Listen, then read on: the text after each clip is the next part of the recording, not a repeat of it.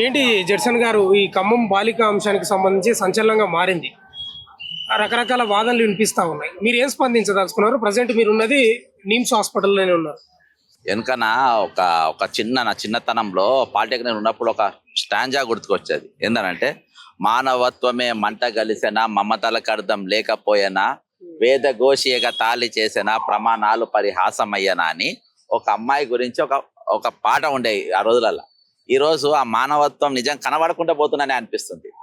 Brother, ఇవాళ 6వ తారీఖు ఒక ఇన్సిడెంట్ జరిగింది. ఒక పాప పైన, ఒక 12 ఏళ్ల పాప పైన చెరువుల కోసం వాళ్ళ తాతగారింటికి వస్తే 12 ఏళ్ల పాప పైన వస్తే అక్కడ ఉన్నటువంటి వ్యక్తి ఒక మానవ మృగం, గౌస్ అనేటోడు ఆమెను ఏ విధంగా చేసిండు అంతా మనం చూసినాం. 10వ తారీఖు వరకు ఇది వెలుగులో రాలే. అంటే 10వ తారీఖు వరకు మనకు ఎవరికి తెలియదు. ఇక్కడ అర్థమైందా? 10వ తారీఖు వెలుగులోకి వచ్చిన తర్వాత అది మన న్యూస్ కూడా రాలంటే అది ప్రపంచానికి తెలపలే. ఈ లోపు 11వ తారీఖు ఆ ఇన్సిడెంట్ మొత్తం వెలుగులోకి వచ్చింది. అక్కడ 24 అవర్స్ లోపు పోలీసు వాళ్ళు అరెస్ట్ చేసిండు ఆయన. ఒకసారి నేను సిఐ గారితో నేను ఫోన్లో మాట్లాడాను. అంటే నేనేం ఖాళీగా ఏం లేము, మేము సిఐ గారితో మాట్లాడి అసలు ఏం చేసిండ్రు, అక్కడ ఏమైనా తక్కువ అయితే మనం మాట్లాడు. ఒకసారి సిఐ గారు ఏం మాట్లాడారు వినిపించిన తర్వాత నేను తక్కిన దానిపైన మాట్లాడు. మైనర్ బాలికది అంటే మేము అడుగుతా ఉంటాం. ఈ మైనర్ బాలిక కేసులో మరి ఆయన గురించి మాట్లాడుతున్నారు. అయితే గౌస్ అనేట ఆయనను సరైన సెక్షన్లు పెట్టలేదు అని సోషల్ మీడియా నడుస్తున్నారు. అంటే ఎవరు మాట్లాడతలేరు దాని గురించి అని సోషల్ మీడియాలో.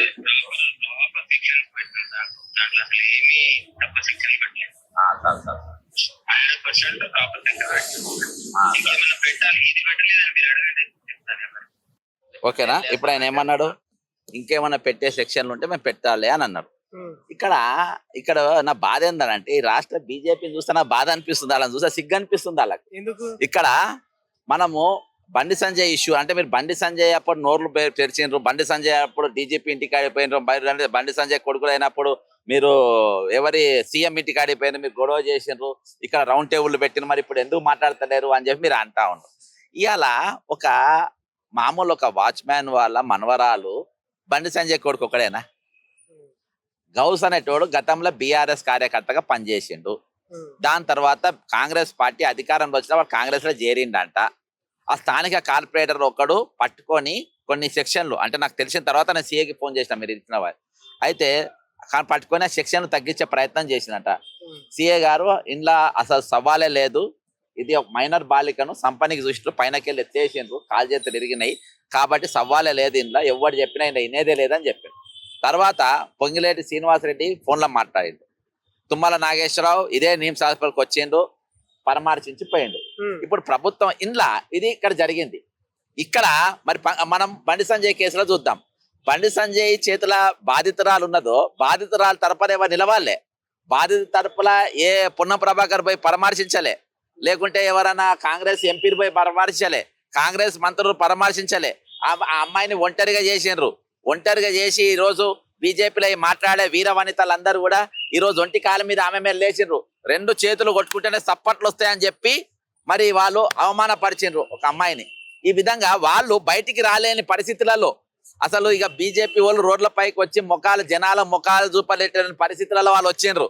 అర్థమైందా? వాళ్ళు వచ్చిండ్రు కాబట్టి ఈ రోజు వాళ్ళు మళ్ళీ పవన్ కళ్యాణ్ రంగంలో దింపిండ్రు. ఇక్కడ ఏదో కేసు అని దింపి డైవర్షన్ చేసి వాళ్ళ కొడుకు బెయిల్ అప్లై చేయించుకున్నారు. ఇప్పుడు మళ్ళీ జనంలో పడి తిరుగుతా ఉన్నాడు. ఇంకా డైవర్షన్ చేయడానికి మీనాక్షి నటరాజన్ కూడా ఎంటర్ చేసి ఆమె బండి సంజయ్ తీసుకుపోయి అక్కడ ఇచ్చింది. అంటే వ్యవస్థలు కాంగ్రెస్ పార్టీ బండి సంజయ్ కొడుకుని కాపానికి, బండి సంజయ్ని హీరో చేయనికి వ్యవస్థలన్నీ ఆయనకు మద్దతు తెలిపింది.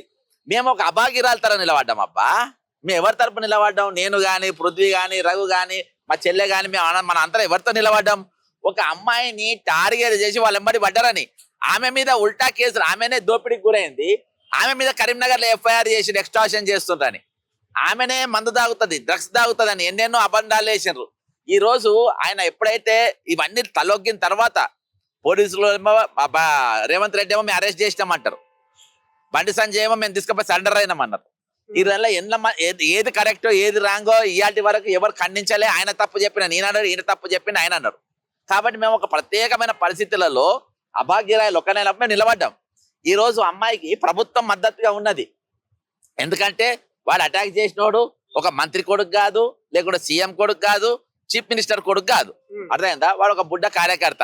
అర్థమైందా? కాబట్టి వాడిని ఈ రోజు వాని మీద వానికి యాంటీగా అందరు లేచారు. వాని 101% అసోంటోని ఏదైతే మరి ఢిల్లీలో జరిగినటువంటి ఆ కేసులో ఉరిదీసిండ్రో, అత్యాచారం కేసులో, ఆ విధంగా వీన్ని కఠినంగా శిక్షించాలి. ఈరోజు పోలీసులు ఏ సెక్షన్, ఇంకా మీకు ఏమైనా సెక్షన్ తక్కువ అయితే అనిపిస్తే ఆ సెక్షన్ ఇచ్చేయాలి. ఇప్పుడు ప్రభుత్వం పనిచేసినప్పుడు, ప్రభుత్వం అరెస్ట్ చేసినప్పుడు, పోలీసులు అరెస్ట్ చేసినప్పుడు మా పని ఏముంటది? నా డ్యూటీ ఏముంటది అక్కడ? నా డ్యూటీ ఇప్పుడు అందులో పోయి ఏం అందులో ఏం లేకున్నా వాళ్ళు అరెస్ట్ చేసి 2 సెక్షన్లు పెట్టాలి, సెక్షన్లు పెట్టిర్రు. ప్రభుత్వం ఇచ్చింది, ప్రభుత్వం మందులు ఇవ్వలేదు. మందుల గురించి నేను హరీష్ రావు మాట్లాడిండు. మాట్లాడిన తర్వాత వాళ్ళు మందులు అరేంజ్ చేసిండు. ఇప్పుడు నాకున్న పని ఏంది ఇక్కడ? ఇంకోటి, ఒక మైనర్ అమ్మాయిని మాటికి మా వస్తుంటోళ్ళు లేడీస్ పోయి అక్కడ సంధ్య అక్క వాళ్ళందరూ పోయినరు. వాళ్ళు పోయి చూడొచ్చు, మా సొంటోళ్ళు పోయి చూసే పరిస్థితి ఉంది. ఎందుకంటే ఈరోజు ఒక మానవ మృగం చేతుల ఆ పాప ఇదైపోయింది కాబట్టి ఇది కాదు. ఆమె రివైవ్ అయ్యేంత వరకు మనము వాళ్ళకు స్వేచ్ఛనియాలి. ఇవాళ నేను అడుగుతా ఉన్నా, మరి ఈ రోజు బీజేపీలో ఉన్న మహిళా కార్యకర్తలంతా మీరు వచ్చి పరామర్శించారా? పోనీ రామచంద్ర రెడ్డి వచ్చిన మీ 8 మంది పోస్టులు పెడుతున్నారు. అదే మేము ఇప్పుడు నోట్ పైన మేము ఏడున్నాము బ్రదర్. నేను ఒక అమ్మాయికి అన్యాయం జరిగితే సీఎం ఇంటికి పోయి మాట్లాడినా. అదే నన్ను ఒక అమ్మాయికి అన్యాయం జరిగితే డీజీపీ ఆఫీస్ పోయి ప్రశ్నించిన. మేము ఈ భారతదేశంలో మమ్మల్ని ఒక భగవంతునికి తల్లిదండ్రుల తప్ప మమ్మల్ని భయపడిస్తాడు ఎవరు లేడు. మేము ఎవరికి భయపడం కూడా. ఇది బాధాప్తా చెప్తున్నా. నేను ఒకసారి మీరు గత ప్రభుత్వం 2 కుమ్మక్కైతే మీ బీజేపీ ఆఫీస్కి వచ్చి మీ బండి సంజయ్ ఏలైతే చూపేసి నన్ను చూసి ఫరారైపోయింది ఆ రోజు బండి సంజయ్. అర్థమైందా? మీ బతుకులు అవి. ఈ రోజు మీరు దొంగలు. మీరు ఒక అమ్మాయిని ఈ రోజు జైలు ఎన్నుకున్నాడు. మరి బండి సంజయ్ కొడుకు ఆయన స్వామి వివేకానందనా? ఆయన దేనికోసం ఉన్నాడు చెప్పండి? మహిళా మండరాలు మనందరూ నేను ఓపెన్ డిబేట్ కు రెడీ. ఈ కేసు మేము ఎందుకు రాలేదు, ఆ కేసులు ఎందుకు కొట్టాము అనే దానిపైన మేము ఓపెన్ డిబేట్ కు రెడీ. ఈ రోజు మీరు గెలికి దండించుకుంటుండ్రు. అర్థమైందా? ఫస్ట్ పాయింట్ ఏంటంటే ఆ సబ్జెక్ట్ లో మీరు బయటికి రాలే. ఎవరైనా సరే నేను ఇవాళ చెప్తున్నా కదా, కాంగ్రెస్ పార్టీ కార్యకర్త అయినా కానీ వాడు కాంగ్రెస్ లో చేరిన అయినా కానీ పొంగిలేటి వచ్చిండు. అర్థమైందా? నమస్తే. పొంగిలేటి వచ్చిండు. మన ఎవరు తుమ్మల నాగేశ్వరరావు వచ్చిండు. పరామర్శించడానికి అందరు వచ్చారు. మరి మీ గాడి కొడుకు మీరు ఎటుపోయినారు? మరి మీరు రామచంద్రరావు అనే ఎటుపోయిండు? వేరే రామచంద్రరావు అనేటోడు ఇవాళ బీజేపీకి బండి సంజయ్ కొడుకు సంబంధం లేదన్నారు. బీజేపీ ఇది పార్టీ ఇష్యూ కాదన్నారు. మరి పార్టీ ఇష్యూ కాదన్నప్పుడు మరి ఇంకా మీరు పార్టీలో ఎందుకు పెట్టుకున్నావు? మరి కండు వేసుకొని తిరిగింది కదా, ఇంకెందుకు పెట్టుకున్నారు? బండి సంజయ్ ఎందుకు మంత్రి పదవులకి వెళ్ళి తీయలేకపోతున్నారు? క్యాబినెట్లకి వెళ్ళి ఎందుకు తీయకపోతున్నారు? ఇవాళ అమ్మాయి పైన అత్యాచారం చేసిన వాళ్ళందరినీ చుట్టూ కూర్చోబెట్టి బ్రహ్మాండంగా అత్యాచారం చేసిన అమ్మాయిని 2 చేతులు కొట్టుకొని సప్పలు కొడతా అని చెప్పేసి ఇప్పుడు మా మీద సోషల్ మీడియా ట్రోలింగ్ చేసిన వాళ్ళంట అందరు కూడా బండి సంజయ్ కొడుకు ఈ విధంగా అత్యాచారం చేస్తాం ఇలా సప్పలు కొట్టిన వాళ్ళు ఎవరు? మా మీద ట్రోలింగ్ చేసిన వాళ్ళు, సప్పలు కొట్టిన వాళ్ళు, సూపర్ పర్ఫార్మెన్స్ సప్పలు కొట్టిన వాళ్ళు. 10 రోజులు మీరు తప్పించారు మిస్టర్. 10 రోజులు తప్పించే రామచంద్రరావు ఏమన్నా ఎందుకు మాట్లాడాలి? ఇవాళ దాకా అమ్మాయిని వెళ్ళి పరామర్శించిన బీజేపీ వాళ్ళు. 8 మంది ఎంపీలు ఉన్నారు. ఇవాళ నేను ఛాలెంజ్ చేస్తున్నా, 8 మంది ఎంపీలు ఇక్కడ రావాలి, మీరు పరామర్శించాలి. 8 మంది ఎమ్మెల్యేలు ఇక్కడ రావాలి, పరామర్శించాలి. రామచంద్రరావు అనేటువంటి ఇక్కడ రావాలి, పరామర్శించాలి. మీ ఎమ్మెల్సీలు ఇక్కడ రావాలి, పరామర్శించాలి. ఈ రాష్ట్రంలో ఎక్కడ అత్యాచారం జరిగినా మీరు అక్కడ కనబడాలి. ఈ రోజు అత్యాచారాలకు అంబాసిడర్ ఎవరంటే మీరే, బీజేపీ నాయకులే. మీ నాయకులు మీరు చేసిన అత్యాచారం రాష్ట్రంలో ఎవరు చేయలేదు. ఈ రోజు చట్టం ఎప్పుడు తన పని తాను చేయదో, చట్టం ఎప్పుడు కళ్ళు మూసుకొని కూర్చుంటారో అప్పుడు మా సొట్టలో వస్తాం. ఎవరు చేసినా వస్తాం, ఎంత పెద్దోడు చేసినా వస్తాం. నువ్వు హోం మంత్రి ఉంటావు, ముఖ్యమంత్రి మద్దతుగా ఉంటాడు, ముఖ్యమంత్రి కొడుకుని దాచిపెట్టుకుంటారు. 10 రోజుల దాకా ఈ రాష్ట్రంలో పోలీసులు వాడిని అరెస్ట్ చేయకుండా దాచిపెట్టే ప్రయత్నం చేసిర్రు. అర్థమైందా? అప్పుడు మేము రంగంలో దిగినాం. 10 రోజులు తప్పించలేదా మీరు? 10 రోజులు మీ ఇళ్ళలో పెట్టుకోలేదా? ఆ పోరాడు ఒక స్కెచ్ చేసి ఒక రంగంలో దింపి ఆ పిల్లని ఒక పథకం ప్రకారం ఇచ్చేసి వాళ్ళందరి మీద కూడా ఎంత ట్రోలింగ్ చేసిండ్రు మీరు మనుషుల మీద బతుకుతున్నారు. ఆచితూచి కాదు, మాకు సంబంధం లేదని. అమ్మాయి మీద ట్రోలింగ్ చేయలేదా? అమ్మాయి డ్రగ్స్ తీసుకుంటది, అమ్మాయి మందు తాగుతుంది, అమ్మాయిని పిల్లగాడు పంచోడు బుద్ధిమంతుడు కాబట్టి వీనే అమ్మాయి ట్రాప్ చేసినట్టు, బ్లాక్ మెయిల్ చేసినట్టు మరి కరీంనగర్ లో కేసు పెట్టలేదా? ఎఫ్ఐఆర్ కాలేదా? ఫస్ట్ కేసు అమ్మాయి మీద అయిందా లేకుంటే అబ్బాయి మీద అయిందా? అమ్మాయి మీద ఫస్ట్ ఎఫ్ఐఆర్ అయింది. అయిన తర్వాత ఎప్పుడైతే మీ పౌర సమాజం అంతా స్పందించిందో, పౌర సమాజం ఎప్పుడైతే మాట్లాడిందో అప్పుడు మేము గొంతెక్కినాం. ఈ రాష్ట్రంలో ఇంకోటి చెప్తున్నా మిస్టర్ రేవంత్ రెడ్డి, ఈ రాష్ట్రంలో ఒక 12 సంవత్సరాల బాలికకి ఈ రోజు నువ్వు రక్షణ కల్పించలేకపోతున్నావు. ఈ రోజు 12 బాలికకి ఈ రోజు స్వేచ్ఛ లేదు రాష్ట్రంలో. ఇక లా అండ్ ఆర్డర్ పూర్తిగా నశించింది. లా అండ్ ఆర్డర్ స్కూల్లో పోయేటోళ్ళు, ఇంటర్లో పోయేటోళ్ళు, వాళ్ళ కాలేజీలో పోయేటోళ్ళకి ఈ రోజు మహిళలకు రక్షణ లేకుండా పోయింది. కొన్ని వందల సంఘటనలు ఈ రోజు జరిగినాయి. ఇంకా నువ్వు ఎందుకు హోంమంత్రి దగ్గర పెట్టుకున్నావు?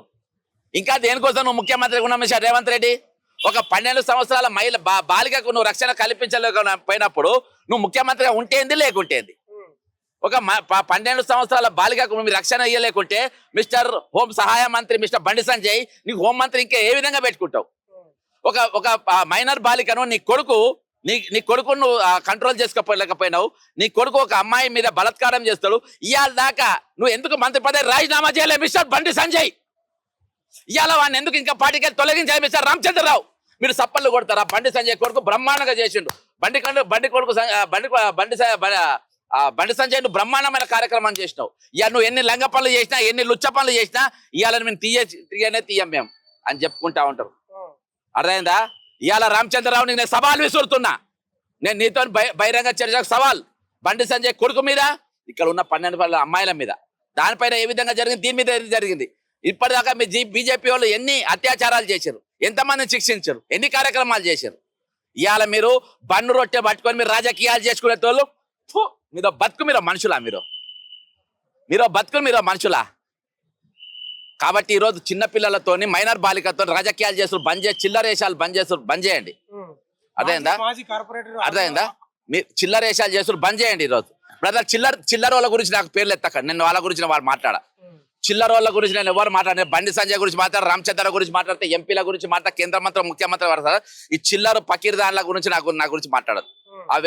ఆ వేసిన వాళ్ళను హీరోయిన్లను చేసి తలుసుకోవాలి. చిల్లర కేసులు, చిన్న పిల్లలు పెట్టుకొని మమ్మల్ని పెట్టుకొని మేము ఇది చేస్తే ఇవాళ మేము ఎక్కడ మేము గుండెలు మేము ఇవాళ మీకన్నా రక్షణ ఉన్నది, మాకు రక్షణ లేదు, ఏం లేదు. అర్థమైందా? రక్షణ లేకుండా మేము పని చేస్తున్నాం. మాకు ఎక్కడ రక్షణ ఉన్నది చెప్పండి? ఎవరితో రక్షణ ఉన్నది మాకు? ఎక్కడికి వెళ్ళి ఎవడొస్తే ఏం చేస్తారో తెలియదు. ఆ విధంగా మేము ఈ రోజు పని చేస్తున్నాం. మీరు ఎక్కడ ఉన్నారు? మీరు ఎక్కడ పని చేస్తున్నారు? మీరు ఎక్కడ? మీ కమిట్మెంట్ ఎక్కడ? మీ అకౌంటబిలిటీ ఎక్కడ? ఇవాళ నేను ఒకటే సవాల్ విసురుతున్నా. ఇవాళ బీజేపీకి బండి సంజయ్ ని రాజీనామా చేపించే దమ్ము లేదా? బండి సంజయ్ ని ఇంకా బీజేపీకి ఎందుకు తొలగిస్తలేరు? ఇవాళ ఈ డైవర్ట్ చేయడానికి పవన్ కళ్యాణ్ అంటే ఈ రాష్ట్రంలో మీరు దింపిన రాలేదా? దీనికి మీరు జవాబు చెప్తారా? చెప్పే దమ్ము నీకుందా రామచంద్రరావు? చెప్పే దమ్ము నీకుందా కిషన్ రెడ్డి? ఇవాళ రేవంత్ రెడ్డి అంటోడు బండి సంజయ్ గురించి మాట్లాడు, కిషన్ రెడ్డిని టార్గెట్ చేస్తాడు. ఎందుకు? బండి సంజయ్ని హీరో చేయాలి. బండి సంజయ్ మీనాక్షి నటరాజు ఎగరగొట్టే నీకు ఆ పేపర్ తెచ్చి మంత్రి పదవి పోకుండా, ఆ పేపర్ ఈయననే ఇచ్చింది మంత్రి పదవి పోకుండా కాపాడుకో అని. ఆమె మీద కేసు ఉన్న పత్రం రేవంత్ రెడ్డి ఆమెకి ఇచ్చి అక్కడ ఇప్పించి ఆయన పదవి కాపాడుకునే ప్రయత్నం చేస్తుండ్రు. రేవంత్ రెడ్డి కాపాడుతుండు. ఇవాళ రేవంత్ రెడ్డి బండి సంజయ్ ని కాపాడుతుండు బీజేపీలో మంత్రి పదవి పోకుండా. ఈ రోజు అలయన్స్ రేవంత్ రెడ్డి బీజేపీతో అలయన్స్ లో ఉన్నాడు.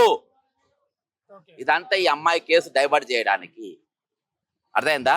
కాబట్టి ఇవి జరుగుతున్న వాస్తవాలు. దయచేసి నేను చెప్తున్నా, పిల్లలతోని పిల్లల ప్రాణాలతోని పిల్లల మానాలతో రాజకీయం దమ్ముంటే నాతో చేయి మిస్టర్ రామచంద్రరావు. నీ దగ్గర ఉన్న లంపెన్ గ్యాంగ్ వదిలి రాజకీయాలు చేయకు. నాతో చేయి, నేను ఉంటాను, ఒంటరిగా వస్తాను నీ దగ్గరికి. నీ బీజేపీ ఆఫీస్కి రావన్నా, నీ ఆర్ఎస్ఎస్ ఆఫీస్కి రావన్నా, నీ ఇంటికి రావన్నా, నేను ఒక్కని చాలు. నీకు మంది అవసరంలే. అర్థమైందా? నీకు పందులు గుంపు లెక్క వస్తాయని వెనక సామెత ఉన్నది. మాకు అవసరం లే గుంపు, నీకు గుంపు అవసరం. నీకు ట్రోలింగ్ లకు గుంపు అవసరం, మాకు అవసరంలే. బండబూతులు తిట్టిపిస్తారబ్బా మాట్లాడితే. బండబూతులు, అమ్మలను, అక్కలను, చెల్లెలను. ఇది నీ కల్చర్ మిస్టర్ రామచంద్రరావు. నీ కంట్రోల్ ఉంటే వాళ్ళని కంట్రోల్ చేయి. ఇలా వాళ్ళ బతికేంది? అమ్మలను, అక్కలను, చెల్లెళ్లను వాళ్ళను బూతులు తిట్టిపిస్తారా? ఇదా మీ కల్చర్? ఇదా మీ సంస్కృతి? ఇదా భారత్ మాతాకి జై అని చెప్పి ఈరోజు మహిళలను తిడతా ఉంటారు. మీరు మహిళలను అవమానపరుస్తూ ఉంటారు, మళ్ళీ జై భారత్ మాతాకి జై అంటారు. మహిళలను అత్యాచారం చేస్తే మీరు వాళ్ళ సపోర్ట్ చేస్తారు, మళ్ళీ జై భారత్ మాతాకి జై అంటారు. చిన్న అమ్మాయి మీద అత్యాచారం చేస్తే దాన్ని రాజకీయంగా వాడుకోనికి మళ్ళీ భారత్ మాతాకి జై అంటారు. అంటే ఈ రోజు భారత మాతను అవమానిస్తున్నది ఎవరు? బీజేపీ వాళ్ళే అవమానిస్తారు.